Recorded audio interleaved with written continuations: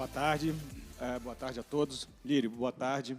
Mais uma vez, um prazer ter você dentro da sua casa, antes de mais nada, né? O cliente da Genial há tanto tempo, então, obviamente, é uma felicidade muito grande nossa ter você nesse evento que fala sobre investimento, que fala sobre trading, que fala sobre como construir riqueza através de investimentos na Bolsa. E aí eu queria que você começasse falando um pouquinho disso. Eu sei que a gente conversou há um tempo atrás, você falou que você se entende muito mais como um empreendedor do que como um investidor. Mas você tem uma história de investidor muito bem-sucedida, muito rica e que começou há muito tempo atrás. Você podia contar um pouquinho para a gente como é que isso começou e de que forma a sua história como investidor ajudou na sua história de empreendedor? Bem, boa tarde a todos. Alguns me conhecem, outros não. E, eventualmente, eu vou repetir algumas coisas que já são familiares para a maioria dos nossos ouvintes.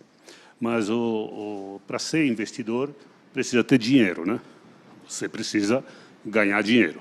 Então, eu sou empreendedor, me considero empreendedor e continuo no ramo, né? Eu sou ativo, sou presidente da Inova, que é uma empresa sucessora da Videolar, hoje atuando na área petroquímica. Nós passamos pelas mídias e acabamos na petroquímica. Então, na verdade, eu comecei colocando o meu primeiro dinheirinho, que era equivalente a um concurso que eu ganhei em 1971, quando o mercado estava bombando. Era o equivalente a um valor de um Fusca que eu coloquei no mercado, vamos dizer, de renda variável, né? Em que, 2 anos depois, sobrou dinheiro para um jantar, não é? Aí eu fiquei fora um tempo, me formei médico, montei em 78 um comércio em Caxias do Sul, uma empresa que chamava Audiolar, não é? Lá no Sul, primeiro videoclube, pré-locadoras de filmes, né? E em 87 eu saí para criar a Videolar, né? Então teve a sequência da Videolar e em 2014 nós compramos a Inova, em que associamos com a Videolar, e passamos a operar no Petroquímica. Então, primeiro dinheiro perdido, 71, num pico de mercado muito grande da época, os fundos 157 e outras malvadezas da época. Mas eu voltei de novo em 86 com o plano... Cruzado. Foi o Sarney, cruzado? Cruzado. Foram vários planos que a gente esquece o nome, mas, enfim, o plano cruzado, né? Em que o mercado também explodiu e eu, o idiota aqui, foi lá de novo. Colocou dinheiro, essa vez eram $500 mil da época, para em 87 vender, perdendo mais da metade, e em 88, então, comecei a Videolar. Inicialmente foram investimentos, só investimentos, mas eu tinha aquela mágoa de 2-0, 2-0, o mercado estava me ganhando de 2-0. Aí, em 91, quando teve o Collor, o mercado caiu muito, teve uma retenção de dinheiro, o pessoal ficou com os trocos que não dava nem para ir jantar, o mercado de aluguel de filmes explodiu e, consequentemente, nós operamos a pleno, tá certo? E começo de 92, teve o primeiro dividendo, já foi interessante, porque eu tinha colocado toda a minha grana, né, nesse novo negócio, foi equivalente a $2 milhões. E aí eu precisava recuperar o Fusca e os $300 mil de 85. Aí matar o jogo, né? Eu queria, na verdade, ganhar o jogo. Mas o que aconteceu foi que o mercado, naquela época, a gente acha que o ano passado caiu, esse ano agora está caindo um pouco. Na época, o mercado chegou a cair 90%. Era de doer, tá certo? Mas eu entrei exatamente nessa época porque eu peguei um gráfico em que mostrava os picos do gráfico. E eu tinha entrado nos dois, 71 e 86. E aí, né, nessa época, o mercado tinha valado e eu entrei com $2 milhões com o firme propósito de, quando o valor dobrasse, eu realizava e ficava quieto. Em 93, um ano e pouco depois, já dobrou, Eu me lembro que a ação predileta naquela época, na minha carteira, do meu investimento, era Eletrobras, em que valia o PL era menor que 1. Quer dizer, o lucro da empresa de um ano, a cotação dela estava abaixo de um lucro anual, né? Imagina a situação, né? Hoje não está muito difícil, tem várias empresas aí de 2, 3, quando o normal é ser 10, 15, né? Bom, esperei um pouco e tal, em 96, eu comprei uma participação de um sócio que eu tinha na época, a Videolar, e realizei 8 milhões de dólares. Né? Aí eu fiquei sossegado, né? Tinha comprado já a empresa praticamente toda, e voltei em 98, que é esse fundo que chama Geração LPAR, que nós vamos mostrar adiante a performance dele de 98 até hoje. Então, rapidamente, eu sempre continuei em negócio. Comecei com uma loja em 78, fiquei até 87, depois 78, 87, 88 até 2014, na área de mídia, né? Nós fomos líderes disparados, quer dizer, praticamente a única empresa no mundo que fornecia para todas as majors, que são as donas dos filmes, né? Fox, Warner, Paramount, por aí vai, e também na música, não é? Mas só que o mercado cresceu muito rápido e caiu muito rápido, como todos vocês sabem, né? E de tal forma que a gente teve que encerrar essa operação de mídia e mergulhamos em petroquímica. Já tínhamos uma operação petroquímica em Manaus desde 2002, mas em 2014 nós assumimos uma empresa no Polo Petroquímico do Sul, chamada Inova, e que é com ela que nós seguimos a vida. Espero não ter mais necessidade de trocar de atividade. Tá certo. Não, a gente vai falar um pouquinho mais de petroquímica para frente, falar um pouquinho da Inova, mas eu queria que você falasse também o seguinte: ninguém consegue ter o sucesso que você teve no mercado como investidor sem ter muita disciplina, sem ter algumas regras de atuação muito claras.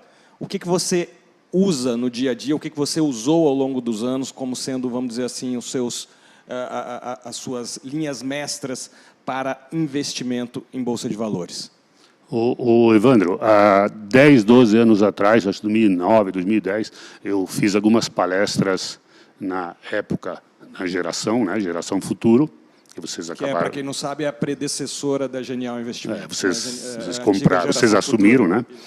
E teve várias, inclusive está no YouTube aí, quem quiser ver, acha meus princípios de 12, 13 anos atrás, que não mudaram nada. Tá certo? Então, eu montei na ocasião, eu queria ver se você consegue pôr aí... Podemos subir os slides? 10 mandamentos, né? E mandamentos são coisas para serem seguidas, não é mandamentos... Está aí, não. Na religião, né? Mandamento não é para transigir, mandamento é para seguir. E eu formei do meu ponto de vista, né? São controversos, tem alguns que aceitam, outros não aceitam, mas são os meus, tá certo? Como investidor. Claro. Se puder aí, nós podemos dar uma... Deixa eu passar aqui para os mandamentos do livro, que eu acho que isso vai ser interessante. Rapidamente, aí estão. Para o público. Então, se me permitir, eu vou dar uma comentadinha rápida. Por favor. Afinal, o nosso tempo também tem limite. É isso aí que você falou. Não é uma regra única, nem todo mundo tem que concordar com tudo, mas acho que, dado o seu sucesso ao longo dos anos como investidor, acho que é muito interessante para o nosso público, que é um público que está começando a investir em Bolsa, entender como você pensa, né? Exatamente, é uma maneira de ver. Eu, inclusive, já apanhei os amigos que fui falar mal do comércio e eu apanhei, mas enfim, você tem que ter opinião. Eu tenho opinião, aliás, não me falta, né? Então, são 10 sequências ali que eu vou comentá-las rapidamente, porque precisaríamos seguramente muito mais tempo. Mas eu começo com o primeiro, né? IPOs, tão populares, né? IPOs é uma sigla usada para as aberturas de capital para o mercado, né? Para investidor. Então, aqui é o seguinte: se ninguém fizesse IPO, não existiriam empresas no mercado, né? Então, tem esse parênteses, né? Mas o que acontece com os IPOs é que, na maioria das vezes, eles são complicados, para dizer pouco, né? Porque há muito banco intermediário que puxa preço e que faz muitas apresentações e tal. Quem paga isso vai ser o novo investidor.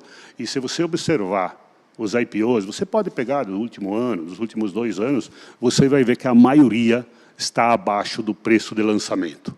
Portanto, eu prefiro até pagar um pouco mais caro depois, mas deixa a empresa, aquilo que ela promete, deixa ela cumprir, performar como ela promete. Então, a IPO não é uma coisa que me atraia, tá certo? Já até entrei na CSN Mineração, quebrei um mandamento meu, resultado, estou levando na cabeça, porque investi a 8,50, está 5. Né? Esse ano, hein? Não precisa ir muito longe. Então, fui quebrar o mandamento, joelha no milho, tá certo? Estou perdendo. A segunda é diversifique pouco. Avalie uma ação por mês, e eu acho exagerado, né? Uma por ano já é demais. Mas, enfim, o pessoal gosta de tradear, e que seria das corretoras, né? Se o pessoal não comprasse e vendesse, né? Aliás, o prazo médio que a turma fica com ações no Brasil é menos de 60 dias. O Ibovespa gira 30, 35 bi por dia, 2 meses, 60 dias, 40 dias úteis, dá 1 trilhão e não sei quanto que vai girar em 60 dias. É o free float que tem no mercado. Então, o mercado opera realmente direto, né? Direto, não para, ninguém não consegue sossegar, que é o mandamento que eu prego, que não tem que estar se mexendo, tem que, infelizmente, mas quem quiser operar, opere aqui com a Genial, que está muito bem servido. Com certeza. Então, diversificar pouco. Por que tem que diversificar pouco? Porque você tem que avaliar a empresa que você está investindo. Não de orelha, mas você tem que olhar o balanço, tem que olhar uma avaliação, o fundamento, né? Fundamento que é importante. O terceiro é mirem em empresas de baixa concorrência e bom fluxo de caixa. Essas são as famosas empresas protegidas, né? Quer dizer, eu, para montar uma mineradora, concorrer com a Vale, tenho que reencarnar umas 3 vezes, né? Tá certo? Então, mas ela está lá. Apesar de estar apanhando agora, mas é uma empresa com fundamentos excelentes, produto excelente, enfim. Então, empresas que têm uma certa proteção. Mas eu gosto de eletricidade, gosto de siderurgia, gosto de mineração, gosto de petroquímica, entendeu? Esses são os setores que eu acho que têm uma boa proteção.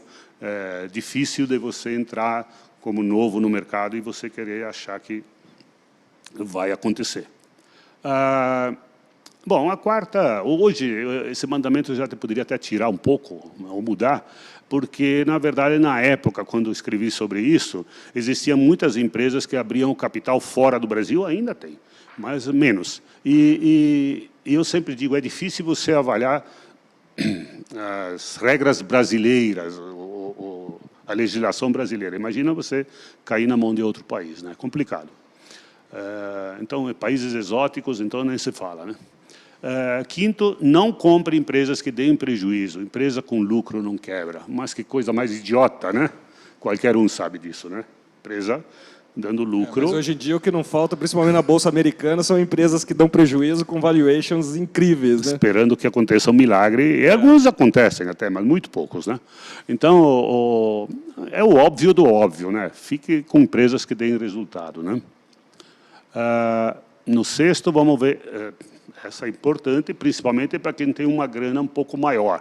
Porque se você investir R$1.000 uma coisa, 10 mil é outra, 10 milhões é outra, e por aí vai, né? Então, tem empresa boa, mas com liquidez muito pequena. Tem empresa que opera com, sei lá, com 2, 3 milhões ou a menos por dia. Então, para você fazer uma posição ali, quando você tem um patrimônio de um fundo que é razoável, você não consegue nem entrar e nem sair sem fazer barulho, né? Você entra fazendo subir essa ação e você sai fazendo ela cair. Então, na minha opinião, você tem que entrar aqui em empresa que a tua entrada e a tua saída ela seja imperceptível ou muito pouco percebida, tá certo? Então, a liquidez, isso chama-se liquidez, é o que se negocia de ações de valor por dia naquela empresa. Sétimo, busque empresas baratas, boas e baratas. muitas empresas boas no mercado e muitas empresas baratas. O segredo está em você associar essas duas qualidades, que aí você precisa. Essa vem dado o terceiro mandamento de avaliar a empresa, né? Então tem que ser empresa boa e empresa com oportunidade do mercado, como está acontecendo agora, por exemplo. Oitavo, jamais dê ouvidos aos espíritos santos de orelha, né? Analise, avalie e tome sua decisão. O que mais tem no mundo é Espírito Santo de orelha. Aliás, quanto mais jovem, mais ativo é o Espírito Santo, né? Sabe? Os jovens sabem tudo. O famoso bizu, né?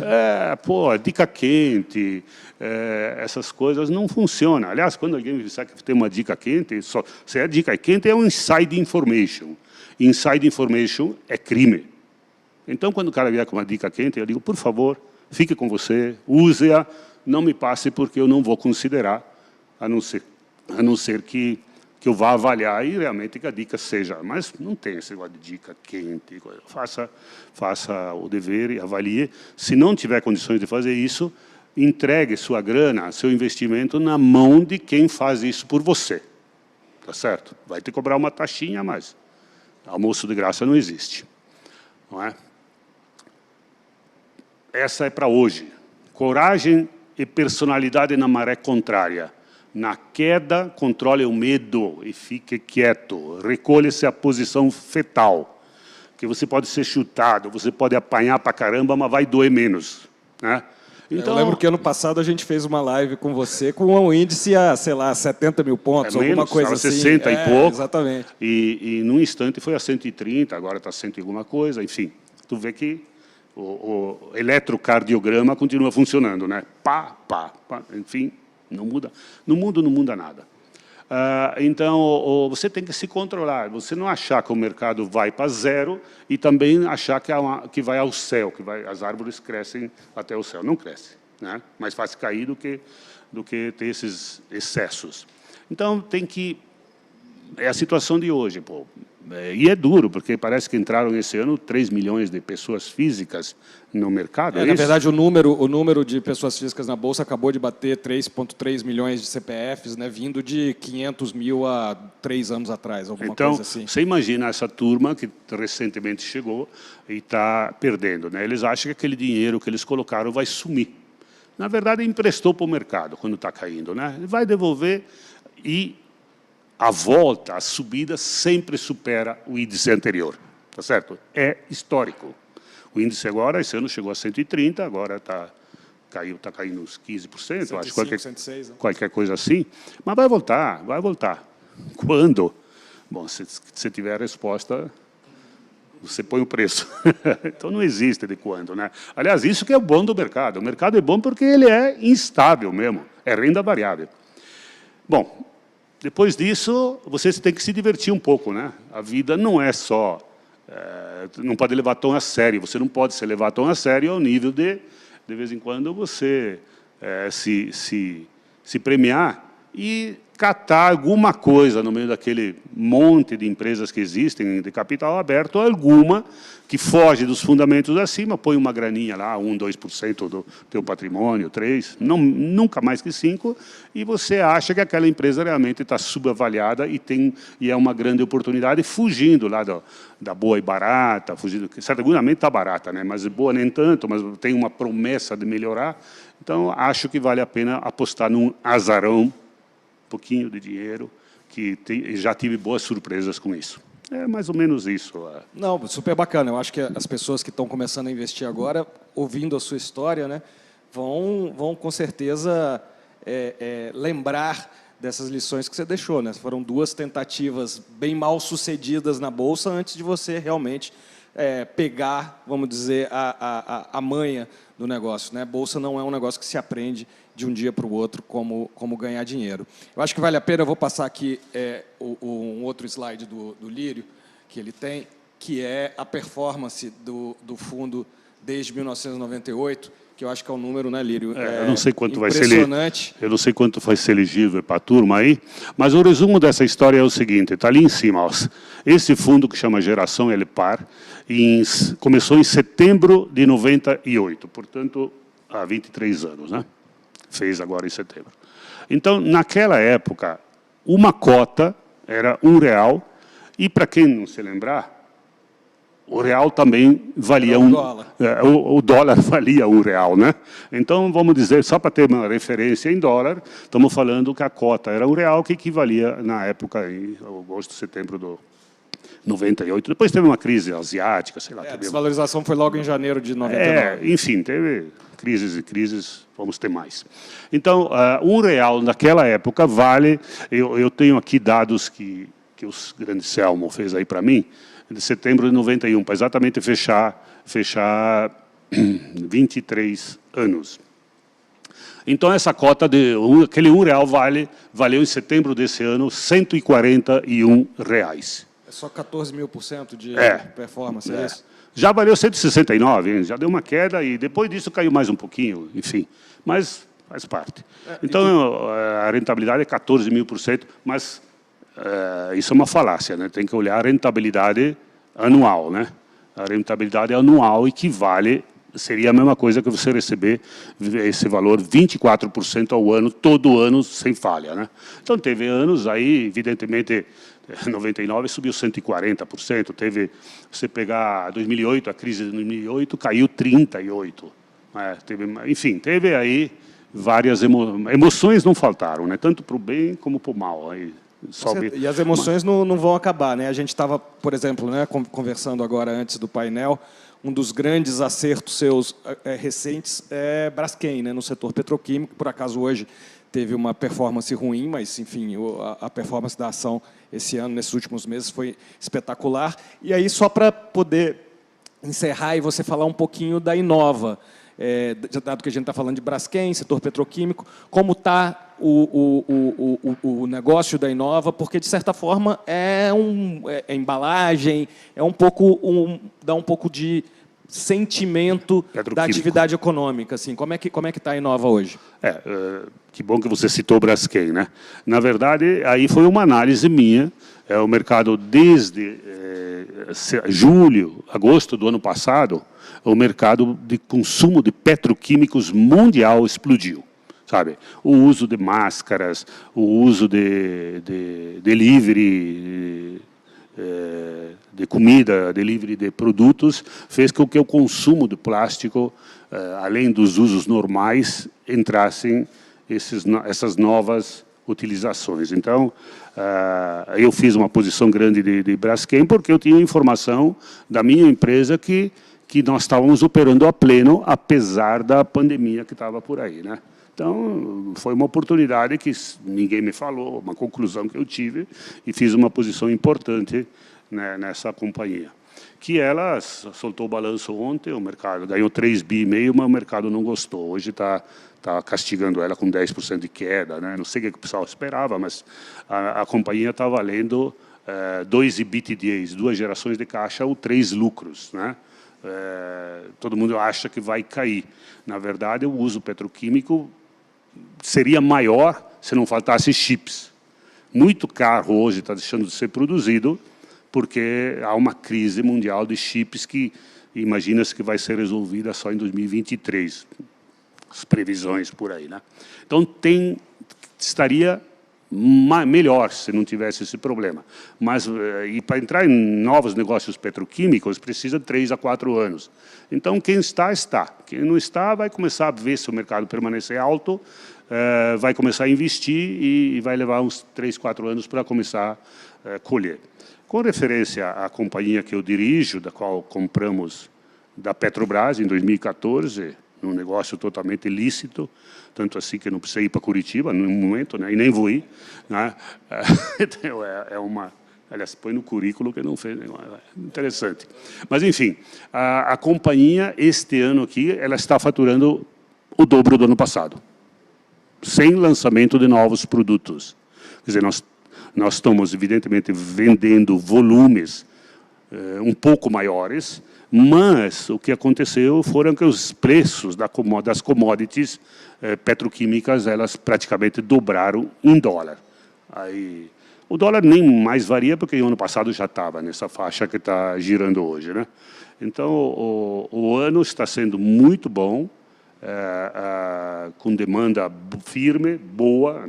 Estou falando agora, esse mês aqui, seguramente já está na projeção, vai ser o recorde absoluto de vendas, tá certo? Então, o mercado na área petroquímica está bom. Bom para ótimo, né?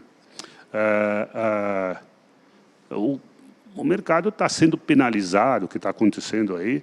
Eu não sei qual é a desgraça que a turma está vendo para bater tanto em empresas boas.